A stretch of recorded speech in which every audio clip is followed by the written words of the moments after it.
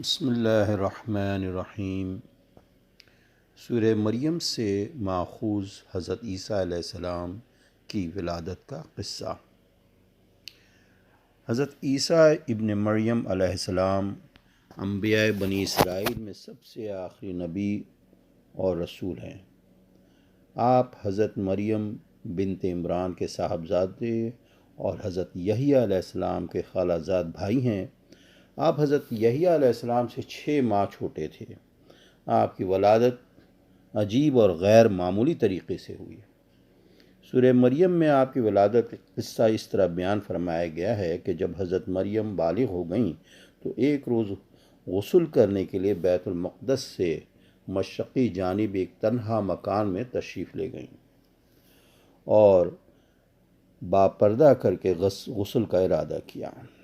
اچانک حضرت جبرائیل علیہ السلام ایک کامل الخلقت حسین و جمیل انسان کی شکل میں نمودار ہوئے۔ حضرت مریم گھبرا کر فرمانے لگیں، میں خدا کی پناہ مانگتی ہوں، اگر تو پرہیزگار اور خدا ترس آدمی ہے تو یہاں سے نکل جا۔ فرشتے نے کہا، میں انسان نہیں بلکہ تیرے رب کی طرف سے بھیجا ہوا فرشتہ ہوں، اور مجھے اس لیے بھیجا گیا ہے کہ میں تجھے ایک پاک و صاف اور ستھرا لڑکا دے جاؤں۔ مریم کو قرائن و دلیل سے یقین آ گیا کہ فی الواقع یہ فرشتہ ہی ہے، کیونکہ بند مکان میں دروازہ کھولے بغیر کوئی انسان کیسے داخل ہو سکتا تھا۔ لیکن یہ بشارت سن کر بہت تعجب ہوئیں اور کہا، میرے کس طرح لڑکا پیدا ہو سکتا ہے، حالانکہ مجھے کسی مرد نے چھوا تک نہیں، کسی کی منکوحہ تک نہیں کہ حلال طریقے سے اولاد حاصل ہو، اور میں بدکار بھی نہیں کہ حرام طریقے سے بچہ پیدا ہو جائے۔ فرشتے نے جواب دیا، بہرحال ہونا یہی ہے اور تیرے رب کے لیے آسان ہے۔ تقدیر الہی میں یہ طے شدہ امر ہے کہ بغیر مرد کے تیرے بطن سے غلام ذکی پیدا ہوتا کہ وہ اللہ کی طرف سے لوگوں کے لیے رحمت اور قدرت خداوندی کی نشانی ثابت ہو۔ فرشتے نے بحکم خدا مریم علیہ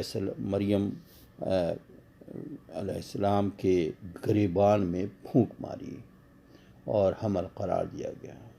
جب مدت حمل پوری ہونے کو آئی تو بیت المقدس سے ایک دور جگہ بیت اللحم چلی گئیں اور درد ذہ کی تکلیف میں ایک کھجور کی جڑ کا سہارا لیا۔ درد و کرب کی شدت نیز آئندہ بدنامی کے تصور سے بے اختیار کہہ اٹھیں، کاش میں کسی طرح اس واقعے سے قبل مر کر بھولی بصری ہو جاتی۔ یہ مقام جہاں حضرت مریم درد میں مضطرب ہو رہی تھیں ایک ٹیلہ تھا۔ اس کے نشیب سے پھر اس فرشتے نے پکارا کہ مریم غمگین مت ہو، یقیناً تیرے رب نے تیرے قدموں تلے صاف پانی کا چشمہ جاری کر دیا ہے اور تیرے سر پر کھجور کے خشک درخت کو سرسبز و بارآور بنا دیا ہے کہ جڑ ہلانے ہی سے پکی اور تازہ کھجوریں ٹوٹ کر گرنے لگیں گی۔ پکی اور تازہ کھجوریں کھا اور صاف شیریں پانی پی اور پاکیزہ بیٹے کو دیکھ کر آنکھیں ٹھنڈی کر۔ پھر اگر تجھے کوئی آدمی ملے اور اس کے متعلق پوچھ گچھ کرنا چاہے تو کہہ دینا، میں نے روزے کی نیت و نظر کر لی ہے، لہٰذا میں آج کسی شخص سے بات چیت نہ کروں گی۔ شریعت موسوی میں روزے کی شرط خاموشی بھی تھی۔ فراغت کے بعد مریم اس ولد سعید کو آغوش میں اٹھائے ہوئے شہر آئیں۔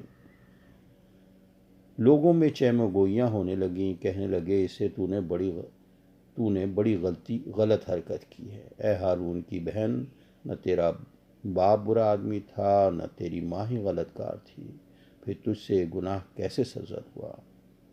ہارون حضرت مریم کے بھائی کا نام تھا۔ مریم نے حکم خداوندی کے مطابق ہاتھ سے لڑکے کی طرف اشارہ کر دیا کہ اس سے حقیقت حال پوچھ لو۔ بولے، کیا خوب، بھلا ہم گود کے بچے سے کس طرح بات چیت کر سکتے ہیں؟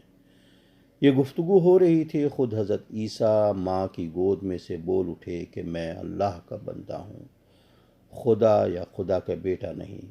مجھے اللہ نے کتاب عطا فرمائی ہے اور خلت نبوت سے سرفراز کیا ہے، اور مجھے ہر جگہ اور ہر حال میں بابرکت بنایا ہے، اور تعزیست نماز روزہ زکوٰۃ کا حکم دیا ہے، اور مجھے اس نے خود سر و بدبخت نہیں بلکہ اپنی والدہ کا متی و فرما بردار بنایا ہے۔